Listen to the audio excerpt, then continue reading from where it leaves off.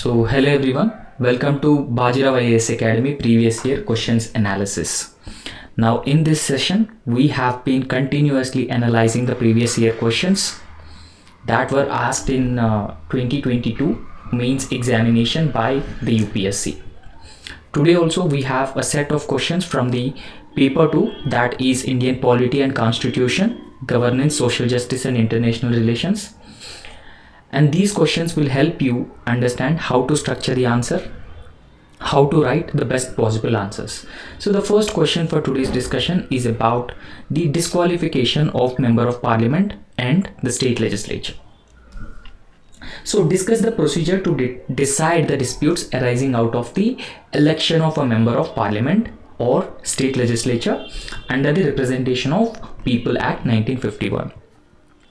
The Representation of People Act 1951 has mandated certain qualifications and disqualifications for people who have been contesting the elections to Legislative Assembly and the Parliament.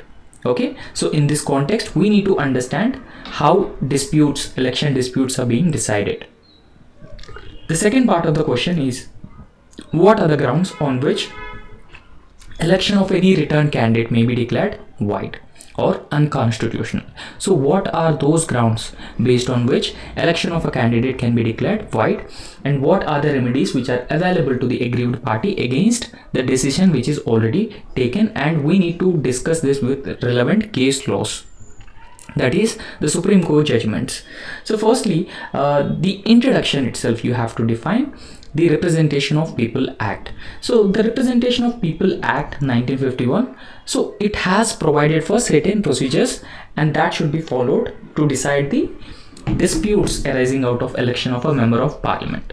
Okay, so in case of any dispute with respect to the election or disqualification of a Member of Parliament, and that will be decided by Representation of People Act 1951. Okay, so what are those procedures? So it has a following set of procedures. So those procedures involves, firstly, we need to an aggrieved person have to file a petition in the court. Okay, so it involves any person who wishes to challenge that particular election. He can approach a particular forum or a high court or the Supreme Court based on the election. Okay, for example, when we talk about the elections to Parliament, both Lok Sabha and Rajya Sabha, and even the general elections to State Legislative Assembly, any person can approach the High Court. However, when it comes to the election of President and Vice President, any person can directly approach the Supreme Court.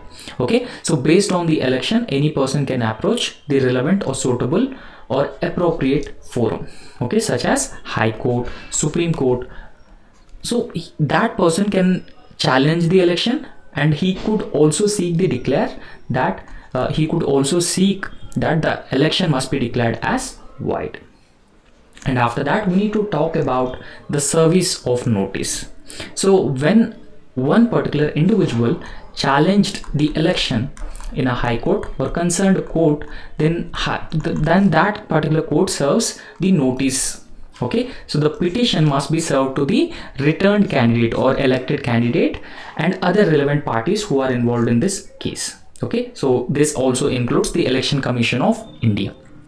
Now after that, the filing of a counter affidavit. Now this notice is being served to the returned candidate, and now the returned candidate will file a counter affidavit against the already challenged election. Okay, so the returned candidate and other relevant parties have the right to file the counter affidavit. So they have the right to file the counter affidavit in response to the petition that is being filed. Okay, so therefore they are allowed to set their defenses, and they can also raise their objections to the election which is being challenged.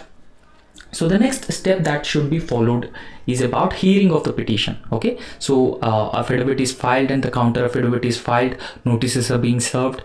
Now the hearing of this petition starts. Okay, so the appropriate forum, either High Court or the Supreme Court, will hold a hearing, consider the petition and the counter affidavits which are being filed by different parties related to the election. Okay, so therefore in the hearing process itself, the court starts considering the evidences and other arguments which are presented by these different parties. So lastly, the forum will take an appropriate decision with respect to the decision, whether the forum will declare the election as void or it is valid. Now, after considering all the evidences, arguments that are being presented by these parties, these different parties, and the appropriate forum, either Supreme Court or the High Court, will issue a decision declaring the election of a returned candidate void or upholding it. Okay, so this is the actual procedure that actually takes place as per the Representation of People Act when it comes to the disqualification of a candidate to Parliament or State Legislative Assembly. Now, the second part of the question has been asking that the election of a returned candidate may be declared void on the following grounds.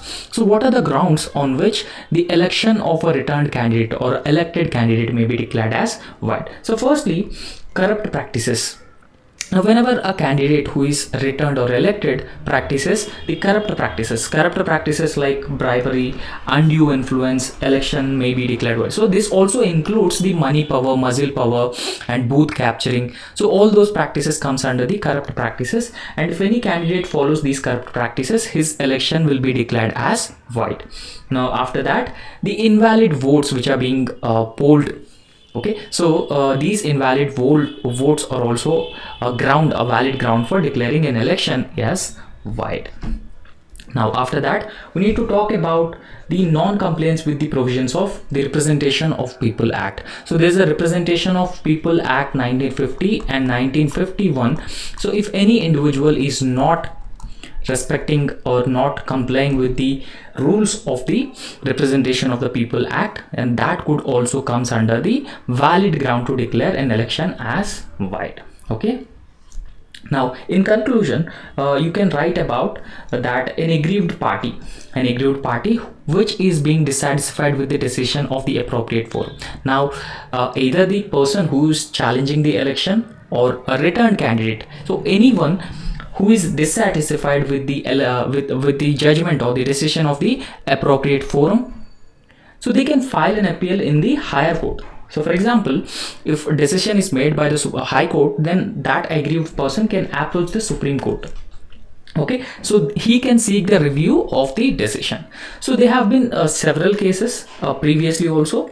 The elections of the returned candidate or the elected candidate were challenged.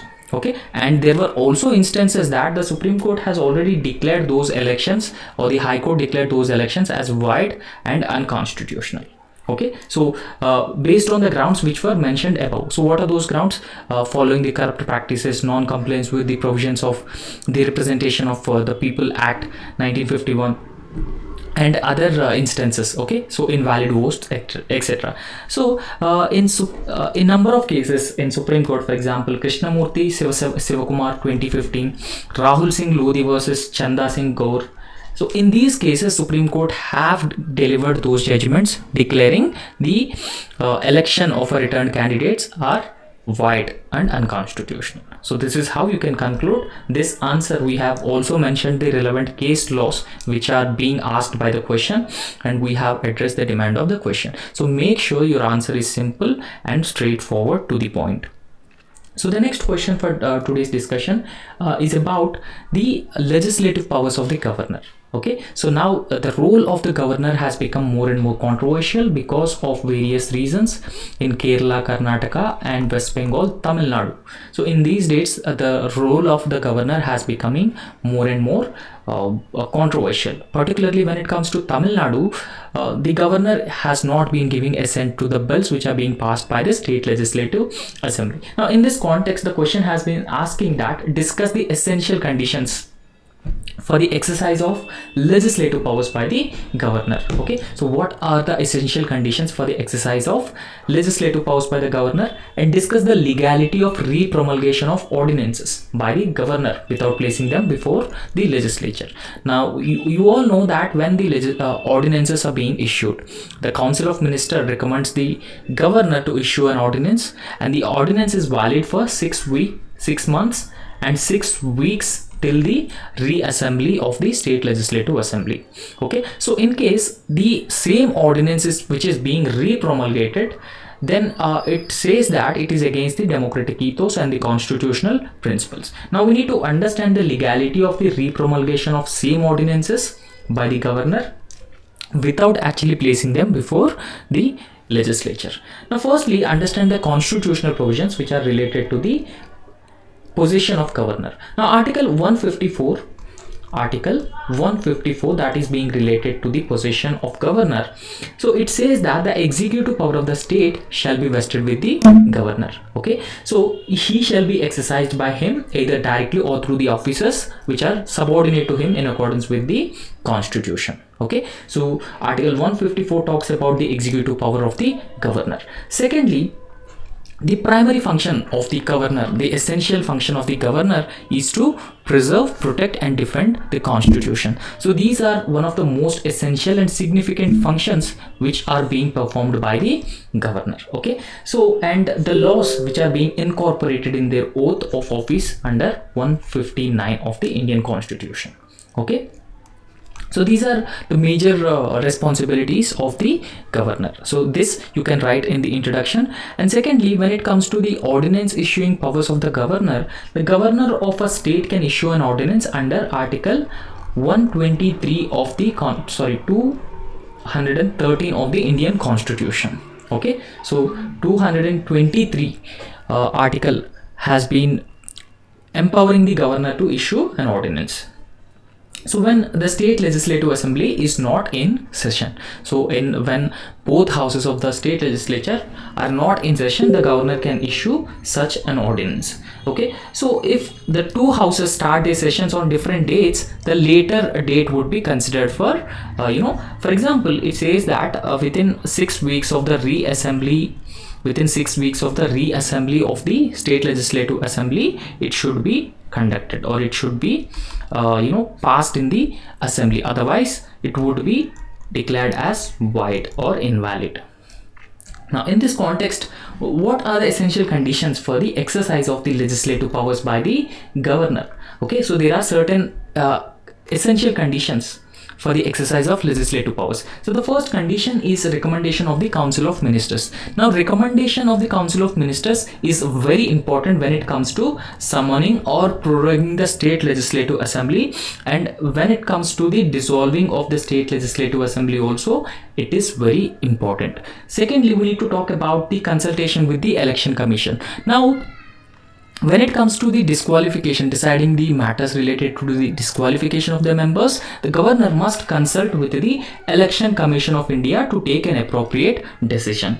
And after that, there are certain conditions on the ordinance making also. Okay, so in order to fulfill those conditions, so they are also come under the essential conditions for the exercise of legislative powers. So first we need to talk about the first condition is that the governor can promulgate ordinance only when the state legislative assembly is not in session. Okay, so when both houses or either house is not in session. The second condition is he can promulgate an ordinance only when he is satisfied that the conditions are existing in order to issue an ordinance, and therefore it is necessary for him to take an immediate or necessary action in this regard. Now after that, his ordinance making power is not a discretionary power. Okay, so president's ordinance making power is not a discretionary power. That means that the governor cannot issue ordinances on his own. Rather, he can promulgate such an ordinance or withdraw an ordinance with the recommendations or with the advice of the Council of Ministers, which is headed by the Chief Minister. Okay, so these are the conditions prevailing for the ordinance making powers of the governor. Now after that, we need to talk about the reserving bills for the consideration of the president. Okay, so when the state legislative assembly passed certain bills and sent those bills to the respective governor, he can either give his assent or withhold his assent to the bills, and he can also reserve certain bills for the reconsideration, or he can send the bills for the president. Okay, so in this context, those bills which are ultra wires and they opposed to, which are ultra wires and they are opposed to the directive principles of state policy, or they are against the larger interests of the country, the governor should reserve those bills for the consideration of the president. Okay, so these are the essential conditions for the exercise of legislative powers. Now after that we need to talk about the legality of the repromulgation of ordinance. Okay, so legality of the repromulgation of the ordinance. Now Bihar had issued around 256 ordinances between 1961, 67 and 1981. Okay, so they have issued ordinances in a huge manner. Okay, so of which 69 were repromulgated in several times. They include 11 of which were kept alive for more than 10 years. Okay, now in recent context, Kerala had issued around 81 ordinances, Karnataka issued 24 and Maharashtra issued around 21 ordinances. So after that we need to talk about the legality of the repromulgation of ordinances and relevant case judgments that were being issued by the Supreme Court.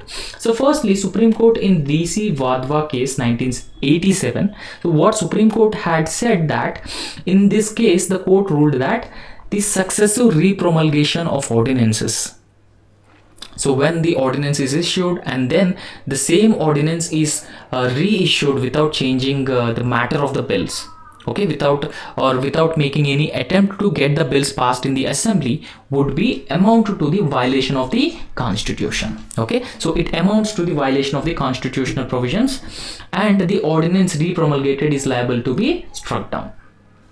Secondly, we need to talk about the the exceptional power of lawmaking through ordinance should not be actually a substitute. Substitute means that we should completely don't rely on the ordinance making power bypassing the legislature. Okay, so bypassing the legislative power of the state legislature.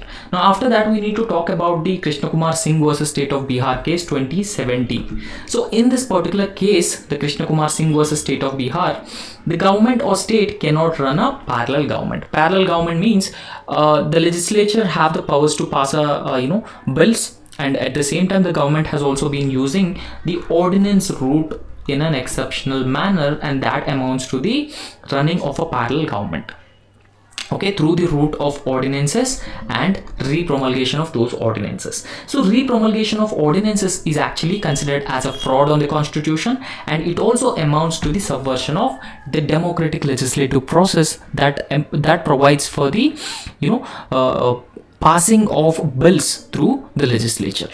So in conclusion, we need to write that the governor is actually considered as a titular head or constitutional head. Okay, so titular head means he's not a real head. Okay, he's just a nominal head, and he's also a constitutional head, and he's appointed by the union government in the state level. So therefore he's considered as an agent of the center. Okay, so in this context, the governor can also be called as a linchpin between the center-state relations. Okay, the governor's role as a linchpin between center and state is actually considered as paramount. Okay, so the same thing has been reiterated by the Sarkaria Commission.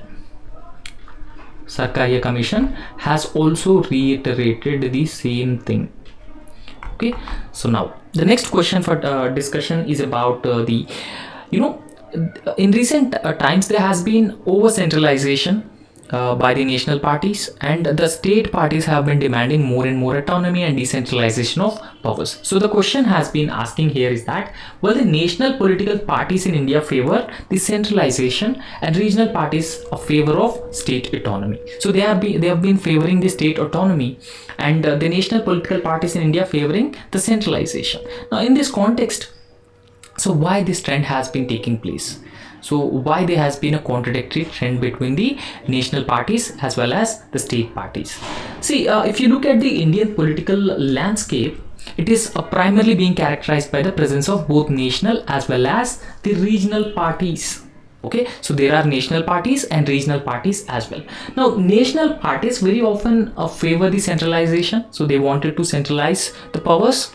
And on the other hand, the regional parties are very often vocal for the more autonomy and decentralization of powers. For example, recently the DMK government in Tamil Nadu has been demanding more and more powers. In fact, Telangana has also advocating for more autonomy to the states, because states have more responsibility, okay, but they have lesser powers. So because of this reason, they have been advocating for more autonomy. So therefore, this particular distinction has been attributed to the differing priorities of constituencies. Okay, now first part of the question is about the national parties and the centralization trend. So this is what we need to discuss. So if you look at the national parties, they represent the broader constituencies, so they represent the entire nation. Okay, so for example, if you look at the national parties like Indian National Congress and Bharatiya Janata Party, so they have the pan India's presence, and they constitute across India, they contest elections across India. So therefore they have the diverse electorate. So since they have the direct electorate, it is also important for them to fulfill the wishes and aspirations of the people across the country. So when they taken care of the national interest at the larger level, that also serves their purpose. Okay, so therefore it necessitates this centralized approach to policy making, governance to maintain coherence and uniformity across the states. Secondly, we need to talk about the national interest as well. For example, India as a nation, so we have also discussed that India is a unique model of federalism where the powers are being tended in favor of the center. So in this context, national parties very often focus on issues which have the national importance. For example, issues like defense, foreign policy, economic development. So in all those respects, the national parties would look for the nationally important issues. So in this context, the centralization will allow them to pursue these objectives as effectively as possible. So therefore it will over a period of help them in consolidation of resources and also the decision making powers at the central government level. So the other factor is party organization. So party organization is also very important, because national parties very often have the hierarchical organizational structure. Okay, so they have the hierarchical organizational structure. So the central leadership playing a crucial role in decision making and policy formulation. Okay, so there's a central leadership and intermediary leadership and the local or the grassroots level leadership. So they have been playing a crucial role in decision making and policy formulation. So therefore this structure reinforces the centralization of power within the political parties. So after that, we need to talk about the regional parties and state autonomy as well. So why regional parties have been demanding the state autonomy? So firstly, the localized constituency. Okay, so in localized constituency means regional, there are several regional parties. For example, the Telugu Desam party and the All India Trinamool Congress in West Bengal. So they primarily cater to the specific states or regions. So their regional interest is important for them. So therefore they focus on mostly local issues. So they demand more and more powers, more and more autonomy for those states. Okay, so in this context, this necessitates a greater degree of state autonomy to address unique needs of their respective constituencies. So after that, we have to talk about the cultural and linguistic diversity or cultural or linguistic identity. So when we talk about the cultural and linguistic identity, regional parties very often represent their distinct language, distinct cultures. Okay, so which they seek to preserve and promote. So they wanted to preserve and promote those linguistic and regional identities. So in this context, state autonomy allows them to safeguard their identities and thereby promoting or formulating policies tailored to their specific context. Decentralization is another major aspect. These regional parties very often argue that decentralization, state autonomy can lead to more efficient governance. Okay, so they look for a further improvement in the governance, and they used to believe that decentralization and autonomy at the federal level and even at the local level would improve the governance. Okay, so because local governments are better equipped to understand and address the needs of their respective constituencies. Okay, so because of this reason, so they have focused more on the decentralization aspect. Now after that, in while writing conclusion, the preference for the centralization among both national parties and state autonomy that is being demanded by these state parties or the regional parties in India, so can be basically attributed to the differing priorities. So they have the different priorities and different constituencies they are representing, and the organizational structures of these political parties. Okay, so however, balancing of these competing interests is very important for fostering cooperative federalism as well as collaborative federalism, and that is the essence of the federal structure, and that also ensures the effective governance model in a diverse and complex country like India.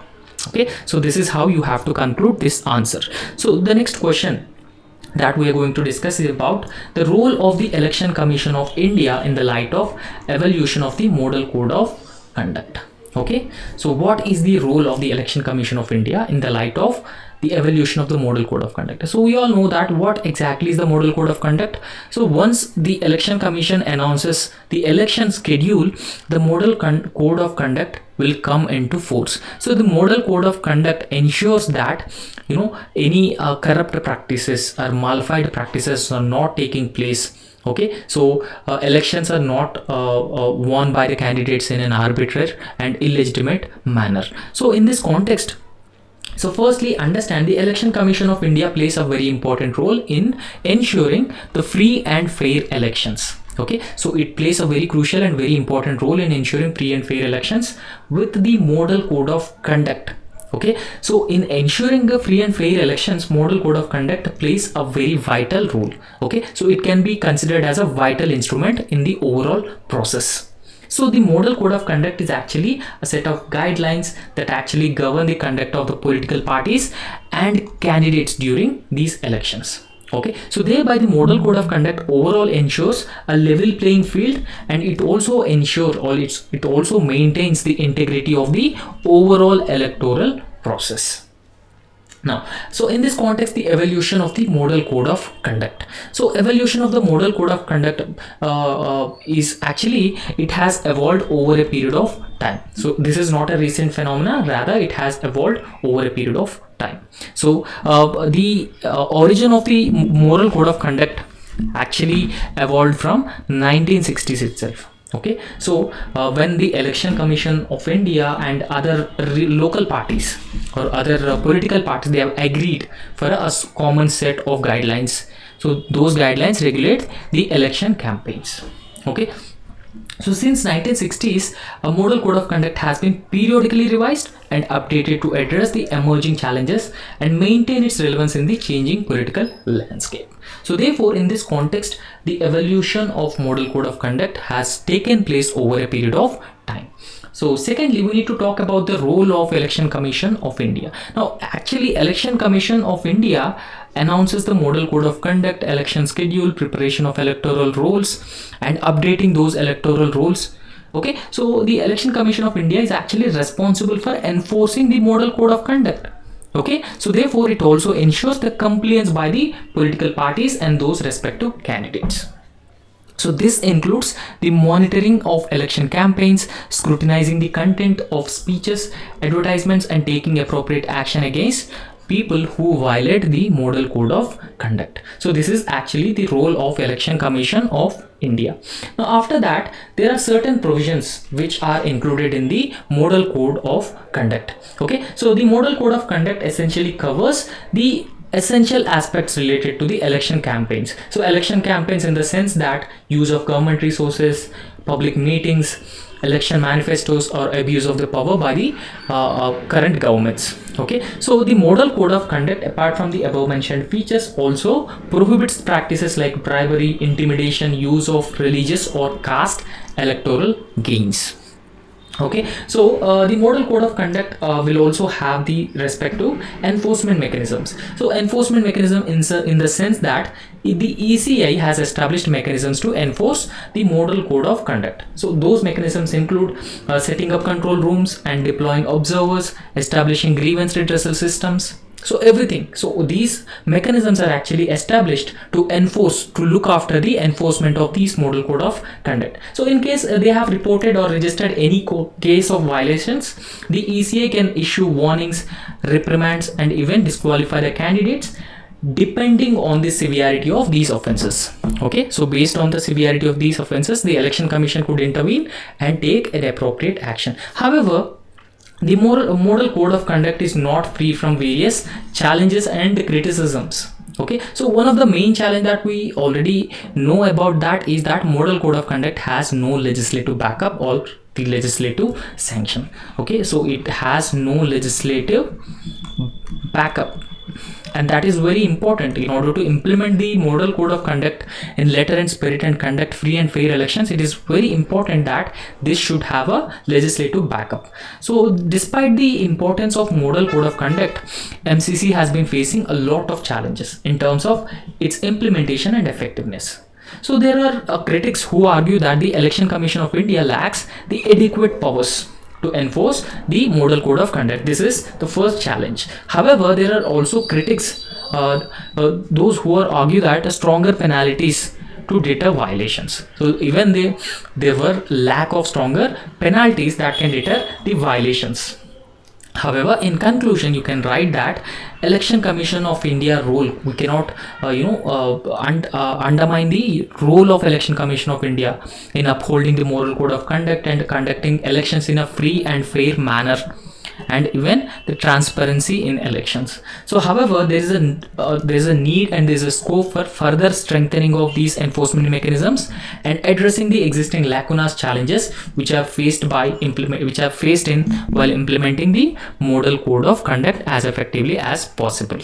Okay, so that's all for today, and I hope you like this session. And if you like the session, please like the video and also subscribe to our YouTube channel. Thank you.